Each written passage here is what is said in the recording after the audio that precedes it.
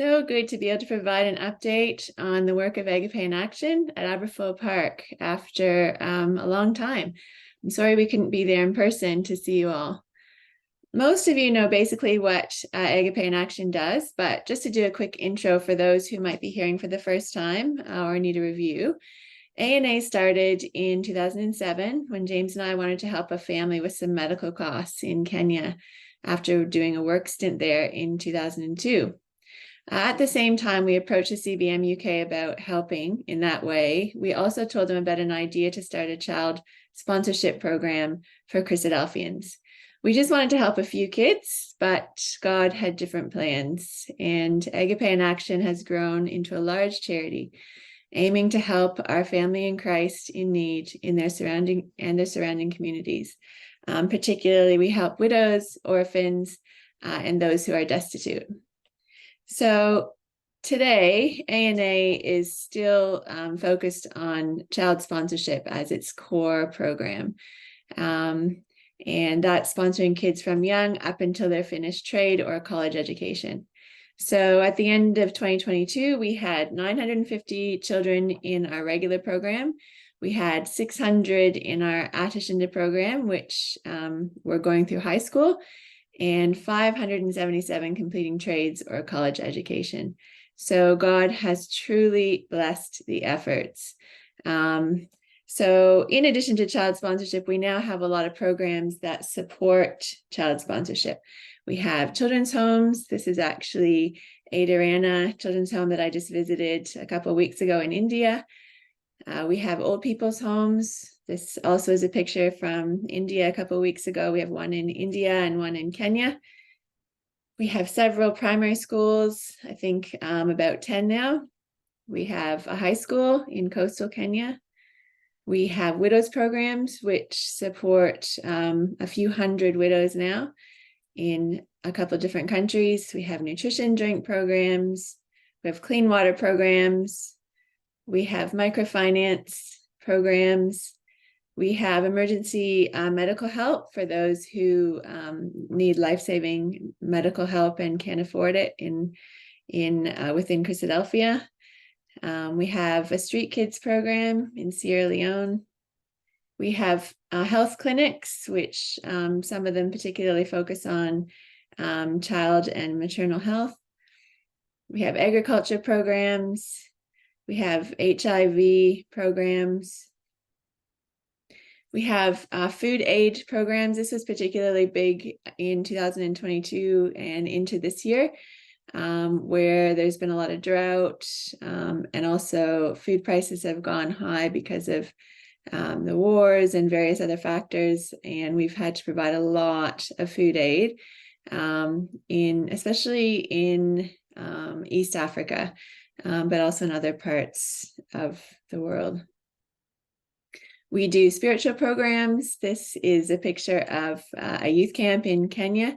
We actually do 10 regional youth camps that support over 3,000 young people who are 15 years and upwards to get to a youth camp once a year, where they get fed and housed, and they have lots of activities. And, most important, obviously, is they learn more about God and our hope for the future. Then we have our Gifts of Hope catalog, which some of you may be familiar with, which has about 40 items you can purchase to help our brothers and sisters. Things like mosquito nets and hygiene kits and new mums kits and animals like goats or cows or chickens. So we have lots of stuff, obviously, going on that is in addition to the child sponsorship program. So our motivation remains the same. This verse has always been one of our key verses, and it's in 1 John 3:16-18. This is how we know what love is. Jesus Christ laid down his life for us, and we ought to lay down our lives for our brothers and sisters. If anyone has material possessions and sees a brother or sister in need, but has no pity on them, how can the love of God be in that person? Dear children, let us not love with words or speech, but with actions and in truth. So that's kind of our the main verse that motivates us to do the work we're doing. But as we know, the Bible's filled with advice that we should give to the poor and help our brothers and sisters in need. So we've been going now for 16 years, and God has truly blessed the efforts. Some of you may have heard of the CORE program. This is a fund that supports all the running costs of Agape in Action, including bank fees, PayPal fees, financial reviews and audits, fees for hosting our online store and our website and our database systems. It pays for postage, for key travel, and all of our other costs, including paying 3 part-time employees, which help with the administration and work of A&A that has hugely increased with the growth of the charity. The great thing about the CORE is that it was initiated by a small group of brothers, actually mostly from there in Adelaide, who insisted in covering these costs for us. So this is amazing. It's very, very, we're so thankful for it, because even though our administration costs are very small, compared to other charities, they're covered 100% by the CORE fund. This means that we can guarantee that 100% of funds that are donated to A&A go directly to the field. So I thought this map would be useful in showing where A&A is now working in the field. We have a lot of new countries, particularly in Africa. So there's Sierra Leone there, Cameroon, Uganda, Kenya, Tanzania, Malawi, Mozambique, South Africa, as well as some of the Asian countries and the Pacific Islands. I'm actually just noticing, looking at that map, that we have a couple of countries that I haven't highlighted there since we did this map, which are Burundi and Congo, where we have started small sponsorship programs just in the last couple of months. So obviously gone are the days when we used to do presentations and give people an overview of everything, like all the projects and all the areas where we work. The charity has grown fast, far and wide, and there's obviously too much to tell in one presentation. So I thought the best way to do this was to take a quick journey to Kenya with the team that traveled there earlier this year.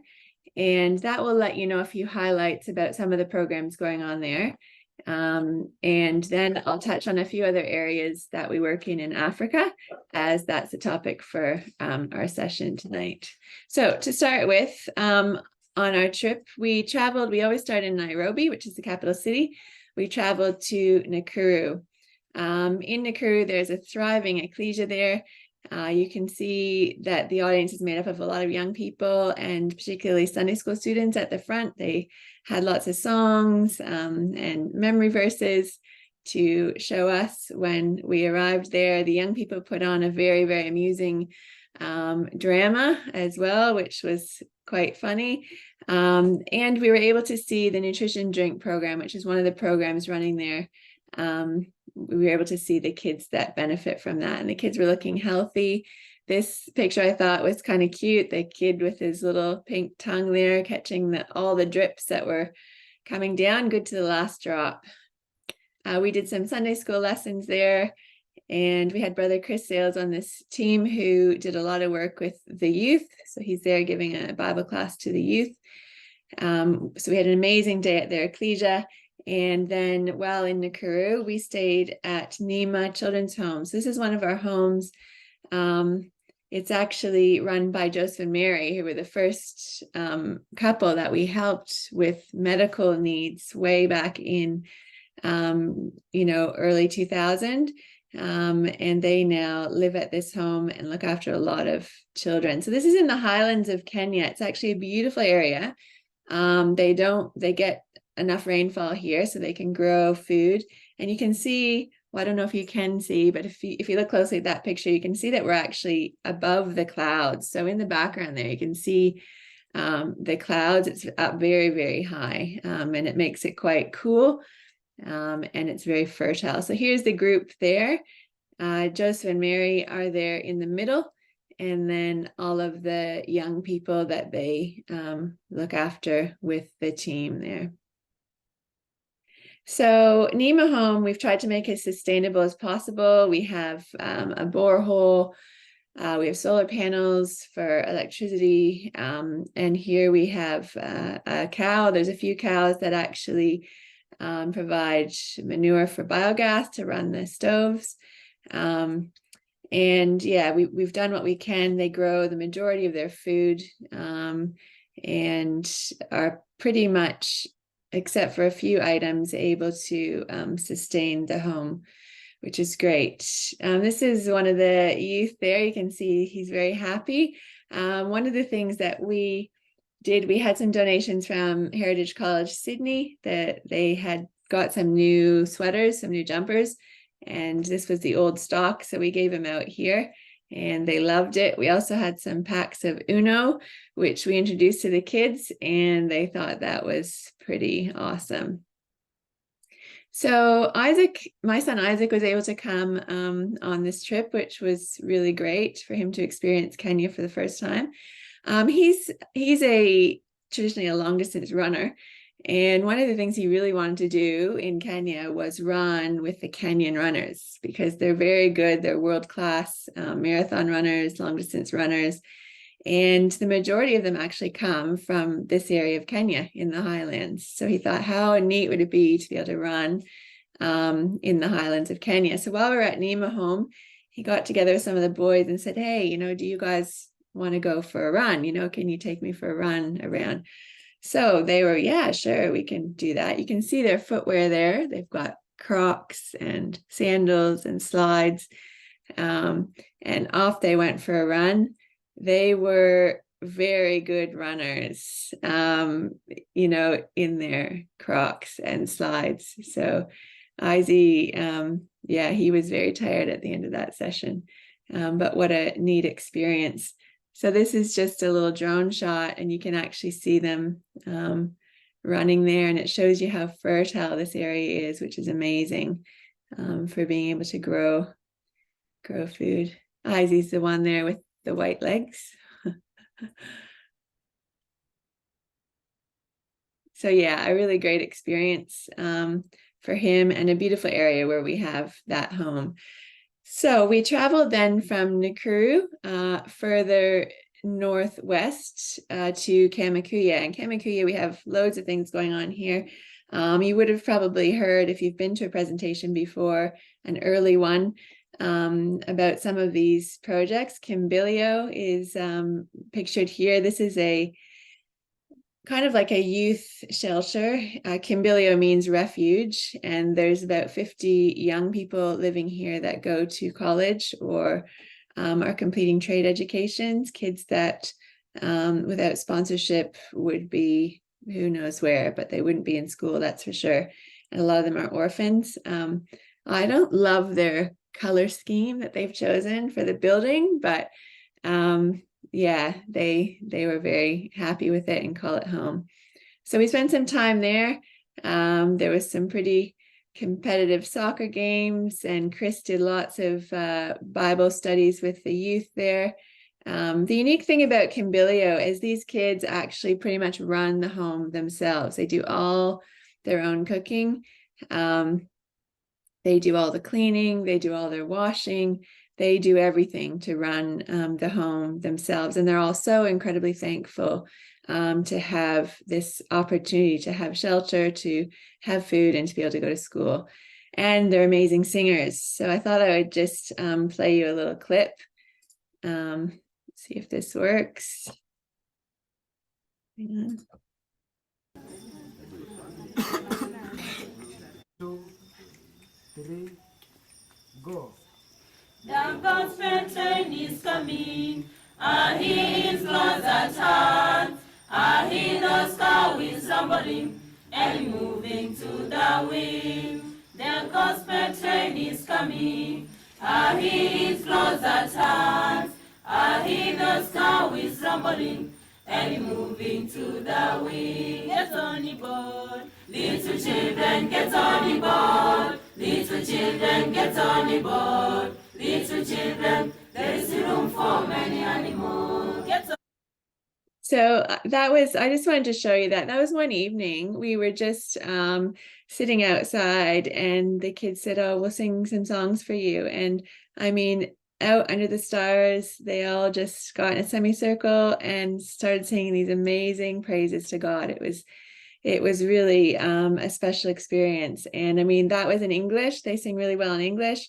In their own language, it's even more amazing. Walishinda kuyasoma wakalia kwa sauti, nendeni mkamwite Danieli.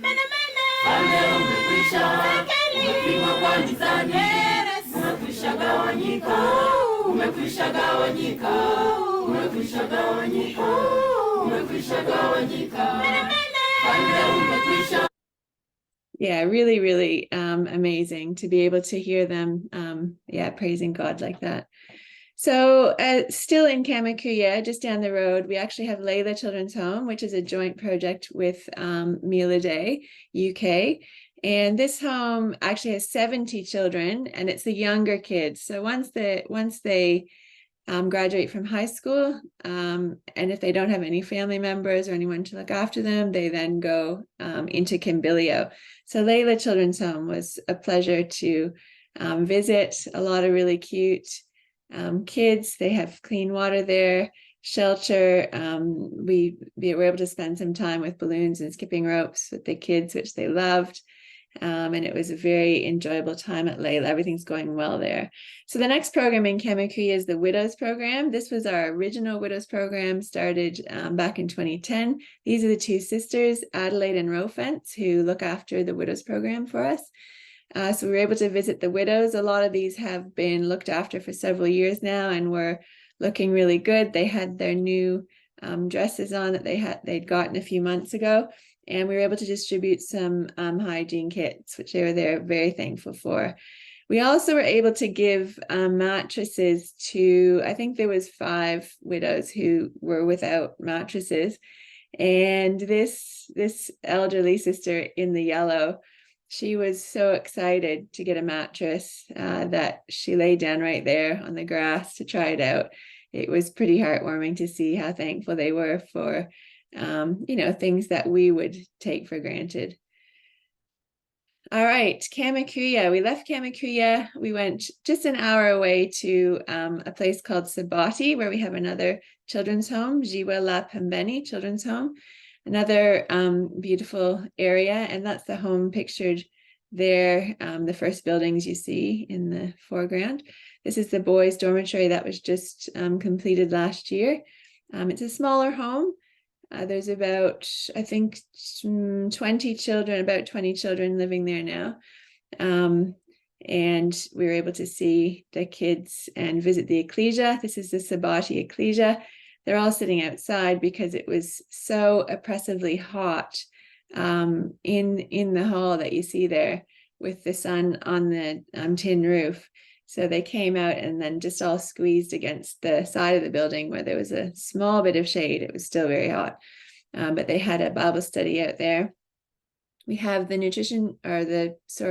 HIV program going here, where we provide nutrition for, most of them are widows who have HIV. So we were able to provide some food for them on an ongoing basis. I thought this is kind of neat.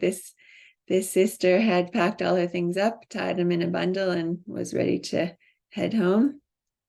We also have the nutrition drink going there. So good to see how healthy the kids were looking. I remember when we started the program in this area, and the kids were not good. They were very malnourished and sickly, but doing really well now. Izzy got another opportunity to run while he was in Sabati. These 2 girls are actually both sponsored. They're the same age as Izzy, 17. And you can see they're barefoot there, but they both made it to nationals in the 15, one of them in the 1500 and one of them in the 800. So he was able to have a run with these girls, which was pretty neat. All right, we left Sabati. we traveled by car to Kisumu and then flew down to the coast in Mombasa. That big red area that I've highlighted at the bottom, we have loads of ecclesias there, and actually the Christadelphians in that region outnumber any other Christian denomination. So they're well known, and the truth continues to spread, which is amazing. So in the coast, we have Amani. This is one of our old people's homes. We're able to visit the elderly people there. They're very happy and being provided for. It's quite basic. They each have a room with a bed, and you can see in that room all of the residents' possessions are piled in the corner. That's everything they own, and they have a mosquito net. So it's very basic, but they're all very happy to be there. This is a cabana that we've built, and it's where they all kind of hang out during the day. They go in there and they get a little bit of breeze. It's a very hot area. Just across a little valley from Amani, the old people's home, we have Mutangoe Children's Home, and this is where we stayed. We stayed here for about a week and then traveled out each day to visit projects in the coast. So Mutangoe, again, such a joyful place. There's about 60 kids living here. And it was just amazing to be able to spend time at the end of every day when we came back with all the kids that lived here. So this is a problem I've been trying to solve for years, and that is that they insist, for some reason, on hanging their clothes on the barbed wire fence. Doesn't matter how many clotheslines we've put in. Every time we come back, again, they're hanging their clothes on the barbed wire. So if anyone has ideas, please let me know. We were able to distribute some toothbrushes there. Yes, and this was actually the night that we arrived at Mutangoe, and typical to African time, we were very late getting there, and we had pre-purchased some bunk beds and also mattresses, because a lot of the kids didn't have their own beds, they were sharing. And the mattresses that we had, most of them were threadbare and needed to be replaced. So we had pre-purchased this and got it delivered so that when we got there, we could put together the beds and get them into the rooms. Well, we didn't get there till you can see it's getting dark, but the kids were so excited, they did not want to wait till morning. So late into the night, we were putting beds and mattresses into dorm rooms. And the kids were helping us. It was actually a really good icebreaker. It was when we first arrived there, and we were able to work together and do that late into the night. They're very happy with their new mattresses. They also each got a net and a sheet. Long overdue. There's a lot of maintenance that still needs to be done at Mutangoe, but yeah, the kids really needed this stuff. So every night at Mutangoe, we also, they do this when we're not there, but when we were there, they continued it. They always have Bible readings and a meditation before bed, and they do some singing. And this is the main dining area where they do that. Just a few more of the kids, very cute kids. This is having morning tea. There's one of the cooks doing some winnowing. Washing the clothes. Imagine hand washing the clothes for all those kids. They work very hard. There's the morning after we did the new beds and nets and things. So just down the road from Mutangoe is our high school called Majimoto Springs High School. And while we were there, we did a youth camp. We limited the numbers to 250. We could have had double. But it needed to be manageable for the space we had. Chris did all the talks, which were really good. And we did a big Crazy Olympics Day, which was crazy. The kids were very excited, but never having done something like that, and with such a huge number, it was pretty chaotic to start with. Once they got to know, what was expected and going to the different stations, it was okay, but yeah, it was chaotic three-legged race, rag hockey. They had a very, very fun time. That was the human knot game, sack race. Yeah, so that was a great activity we had over about 4 days. This is the Good Samaritan Academy, one of our primary schools, which is also just down the road from Mutungoi. It's one of our first schools in Kenya. And we went there one day and basically just took over the school. We did all Bible programs and activities for the kids for the day, which was quite fun, and the kids enjoyed it as well. We had some morning porridge. Isaac was on to arrange a sports day for them as well, which again was completely chaotic because the kids were so overexcited. But overall, a really, really great day, and great to see that project and how well everything's going there. So the next one is Mafanikio Academy. This is actually the Magome school where your ecclesia supports directly. So I was able to visit there, which was good. The school is going amazing. It was a very, very hot day when we arrived. And this is the kids coming out. You can see them all shielding themselves from the hot sun. So we didn't stay outside long. I got to see the kids in their classes and meet all the teachers. And the project is going really well. We're really thankful for Aberfoyle Park's support for this project. That's the original ecclesial hall. This is the classrooms that your ecclesia helped to build a few years back now. And we've put in just more recently another classroom block as the school expands. So things are going really well there. The next thing we hope to do there is to do a solar system so that they have some power. This is in the new classroom block. The kids all busy learning. So thank you for your support ongoing over the years to this school. It's made this project possible. If we didn't have your support initially, we probably would not have taken on this school. And the fruits from this school, both in the ecclesia and the community, have been amazing. This is the head teacher or the principal of the school. He's actually an Agape in Action graduate who went through for teaching, and he's now come back and is the principal of this school, which is great.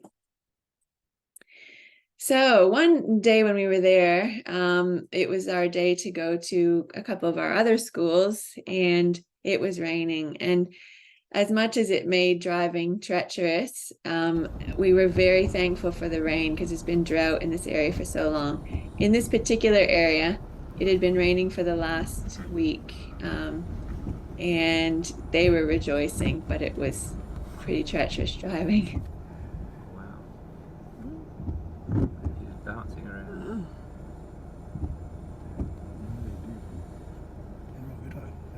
Wreck the car, Sammy. So we did eventually arrive at the Godo School of Light a lot later than expected. There's some of the teachers and the cooks greeting us, and the brothers and sisters from that ecclesia. One of the classrooms, this is a new classroom we just built, which also now serves their ecclesia, which has grown to a point where they needed a new building. So this is used for the ecclesial hall and classrooms. There's one of the teachers. Isaac and I were gifted these clothes. He got the shirt and I got the dress. They were very excited to give to us, which was quite fun. And it began to rain when we were there. And I mean, we were probably thinking, oh, how are we going to get home back to the place we're staying that evening? But everyone else was rejoicing with the rain. They hadn't had rain in so long. And the kids even were very excited about the rain. So we had to travel a little further on to the next school called Benzuani. And we did end up getting stuck then. This next clip is Rose Stone was actually taking it. And I don't know if you can hear what she says, but just listen carefully. And at the end, she makes a comment. That's Brother Zach. And I don't know if you can see there, but he's actually taken off his shoes and is just wearing his socks. in the mud.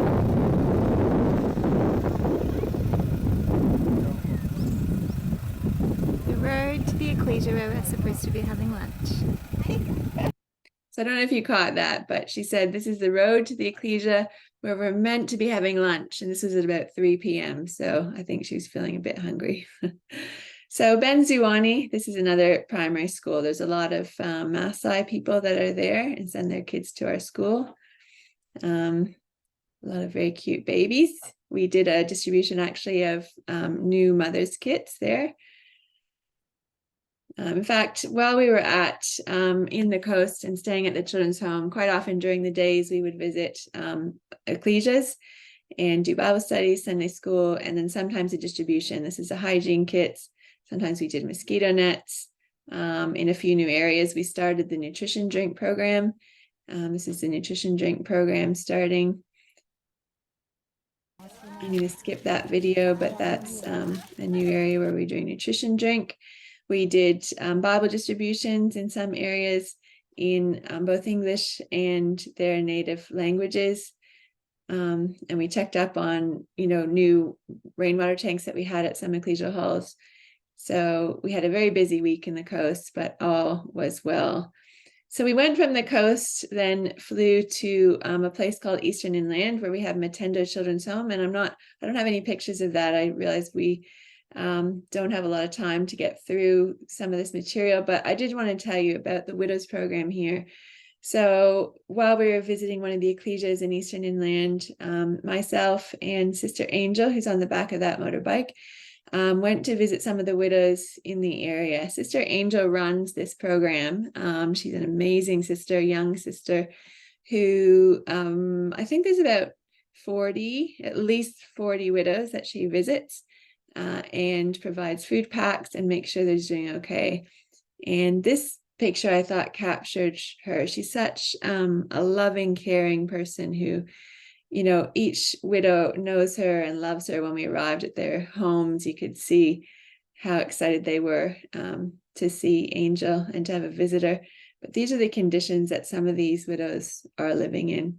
I just thought it was fairly eye-opening. This lady, because it had started to rain after not raining for like 2 years, we went inside her little hut there, and she explained to us how the rain comes right through the roof. So we have done some things to help since then. These are some of the widows that we visited. It was an amazing experience to visit them in their homes, to see how little they had and to see how thankful they were for the Widows program going on in that area. So that was our trip. We went then back to Nairobi. I did skip some of the children's homes and things we visited, but you get a bit of a feel for all the work going on in Kenya, which is quite huge at the moment. So since this is a talk on Africa in general, I thought I would quickly touch on a few other countries where we have projects in Africa that are probably new since we last did a presentation for your ecclesia. So Sierra Leone, you can see there some of the terrible background that these people have and the way it's affected the brotherhood, but also like just society in general, having a terrible, brutal civil war for 11 years where 50,000 people died, and there was child soldiers, and the rebels went into villages and gave people the choice to have their arm or their leg cut off. So there's all these amputees and people dying from that.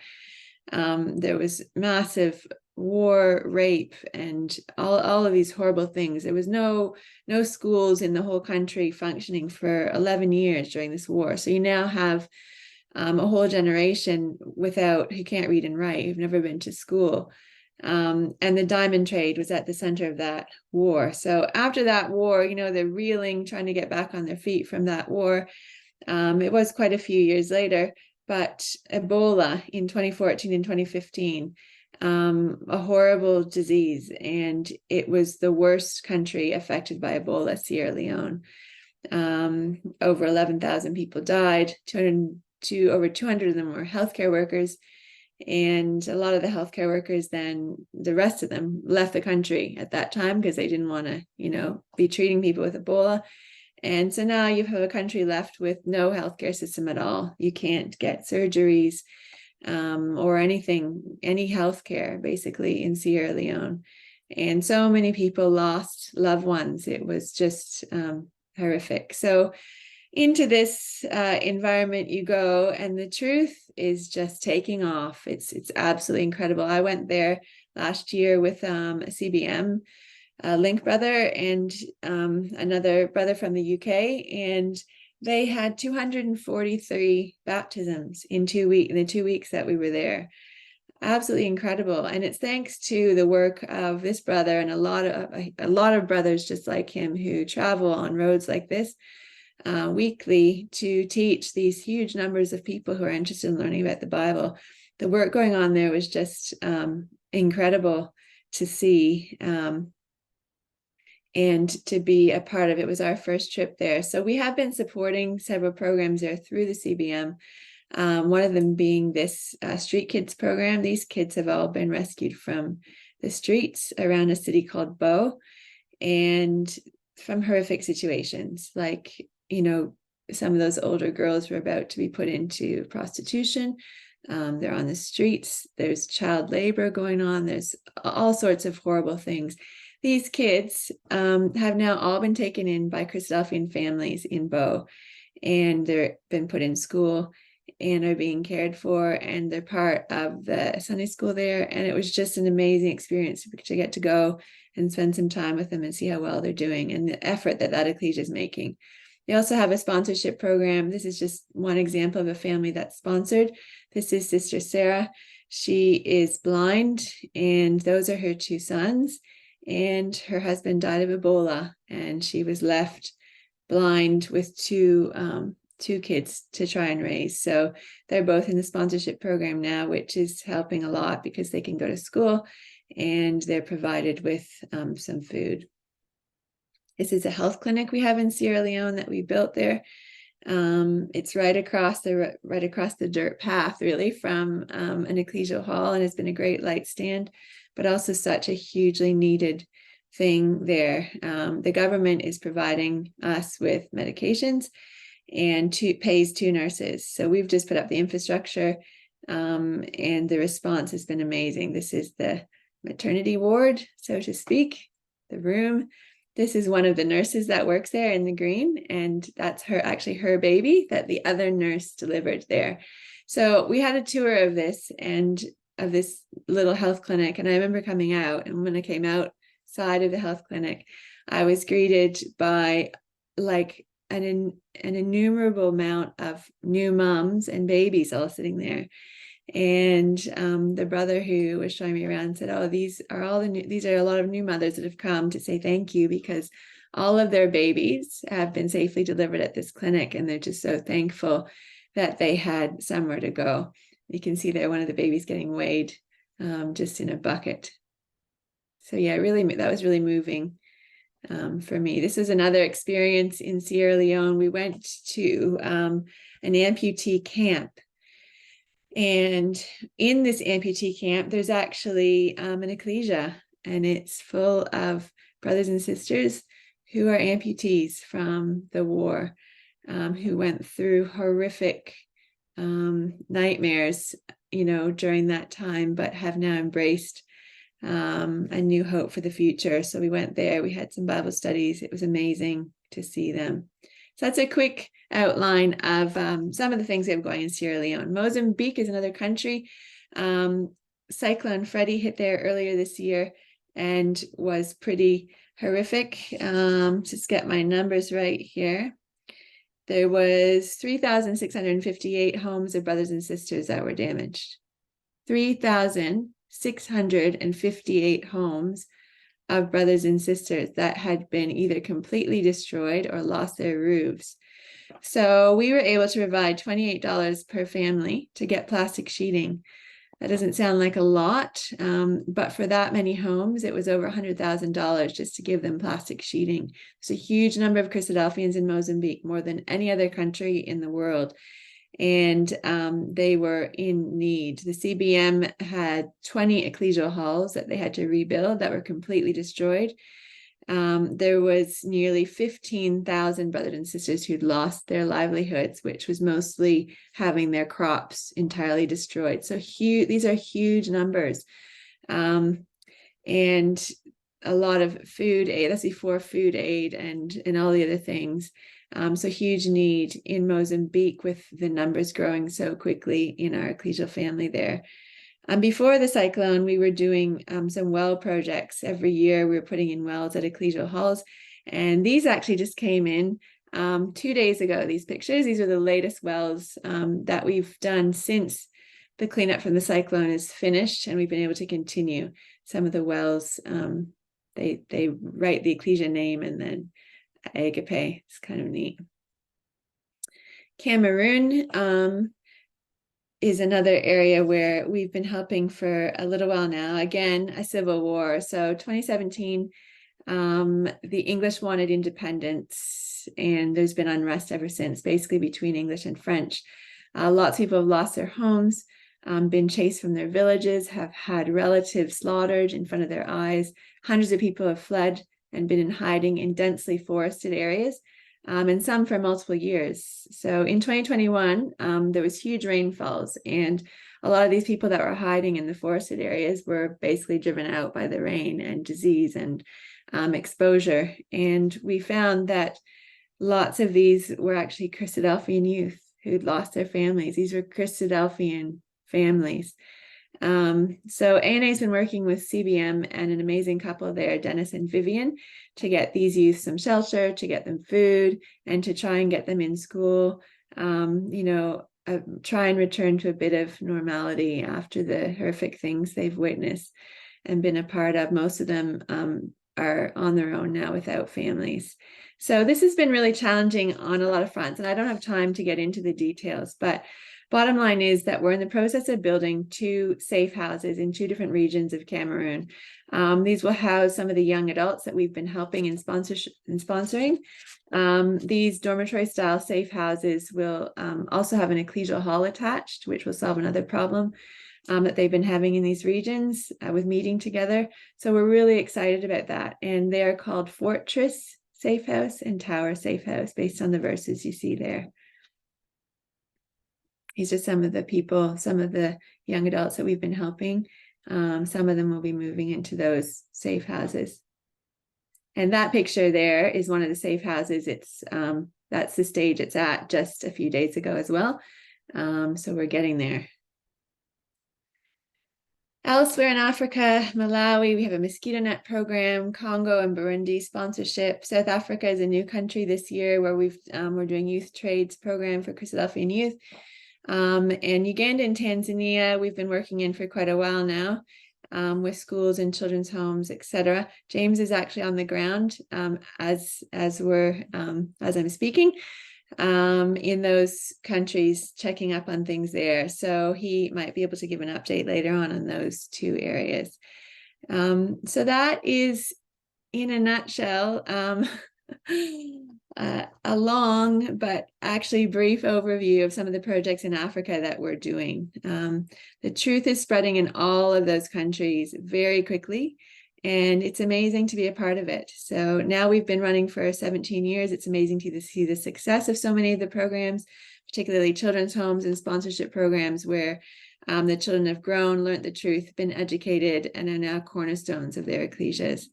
It's amazing to see the difference that this is making. So we appreciate the ongoing support of your ecclesia to Mafanikio School and Magome, and also all of you who are individual sponsors looking after kids. So thank you. We're praying daily for Jesus to return and for this work to be finished, for there to be justice, no more hunger, sickness, war, and poverty. But until that day, we'll continue to do our best to support our brothers and sisters in need in these countries and to spread the good news. So thank you and good night.